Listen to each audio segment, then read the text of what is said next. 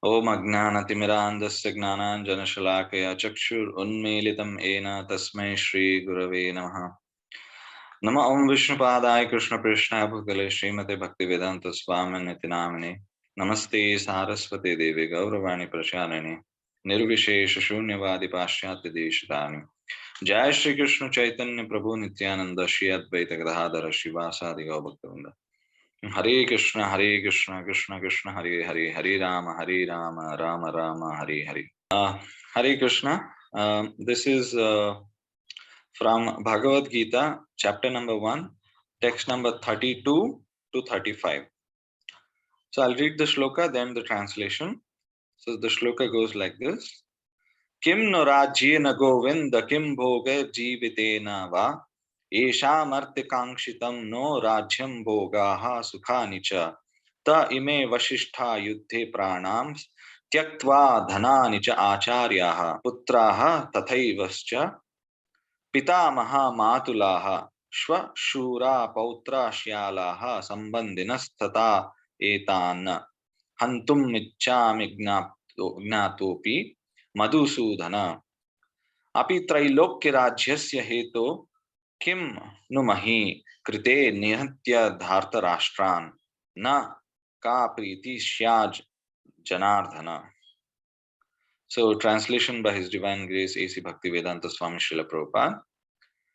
O Govinda, of what avail to us are a kingdom, happiness, or even life itself, when all those for whom we may desire them are now arrayed on this battlefield? O Madhusudana, when teachers, fathers, sons, grandfathers, maternal uncles, father-in-law, grandsons, brother-in-law, and other relatives are ready to give up their lives and properties and are standing before me, why should I wish to kill them, even though they might otherwise kill me? O maintainer of all living entities, I am not prepared to fight with them even in exchange for the three worlds, let alone this earth. What pleasure will we derive from killing the sons of Dhritarashtra? So, Matajis and Prabhujis, so this shloka specifies about, we have to make a note about the pleasures we are seeking in this world. If we see whatever we are earning, we construct a house or buy a plot, we earn so much of salary. We are all given all these things by the grace of Lord because of our past karmas, whatever the punya karmas we do, and the papa karmas we suffer.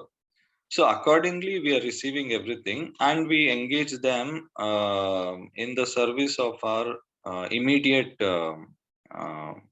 family members.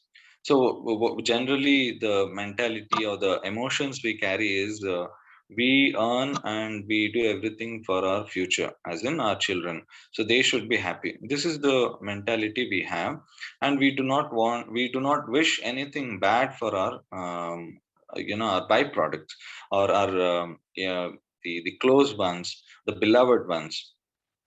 So here it's a good question what Arjuna is also asking. So why should I fight, kill them? Because I have to,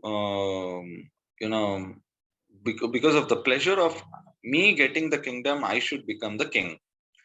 I should become the emperor. So that is the question he's asking, and it's better to beg. It's better to beg, leave everything, and run away, and live somewhere, and be content to our heart. So that is one question he's asking to Krishna, and he's also mentioned two different names here.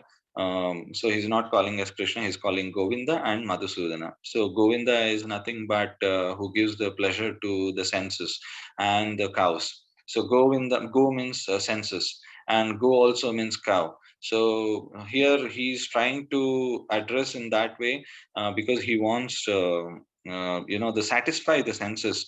So satisfy the senses in the sense he wants the answer from Krishna.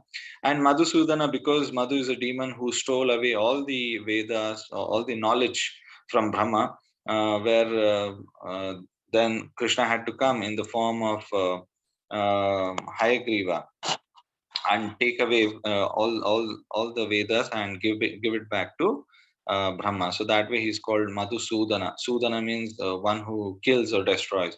So Madhu was the demon. So that's why he got name Madhusudana. So in this point, what we can understand from this shloka is in the purport, Prabhupada mentions about the higher purpose of what Arjuna was required to do. So definitely the question was right, because we do everything for our immediate expansion in our family.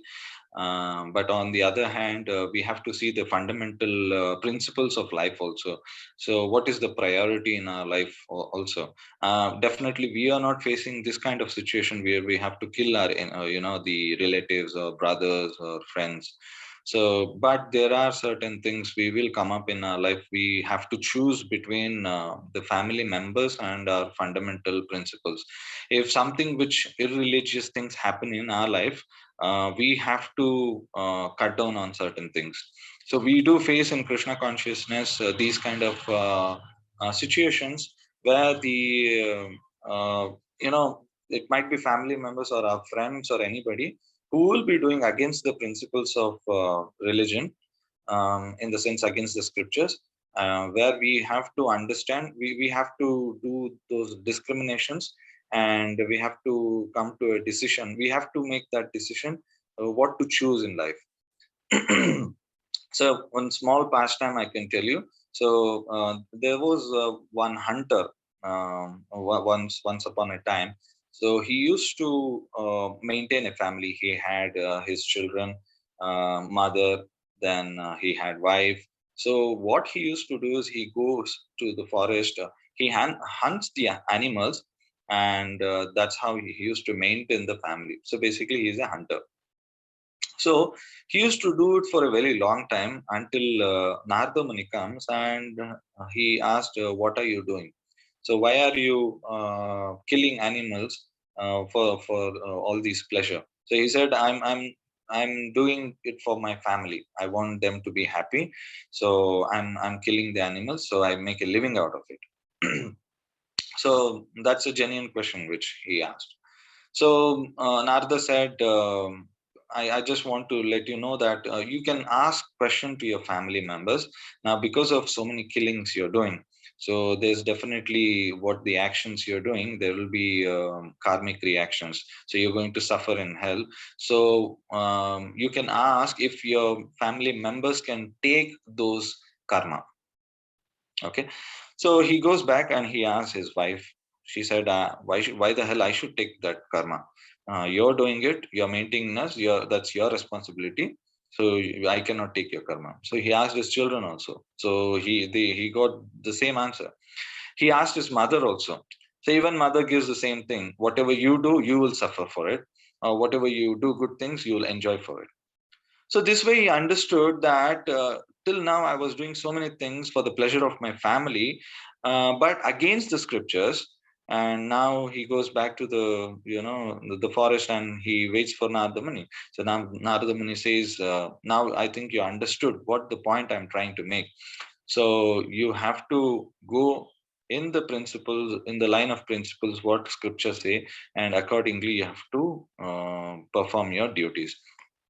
So after that he gives up everything, and he goes into the correct path what it is recommended in the scripture. So that way we have to take in the sense here Krishna is trying to make Arjuna understand the priority, because this is a war of the religion and irreligion. Something irreligion has been taken place, and there's something which has to be finished.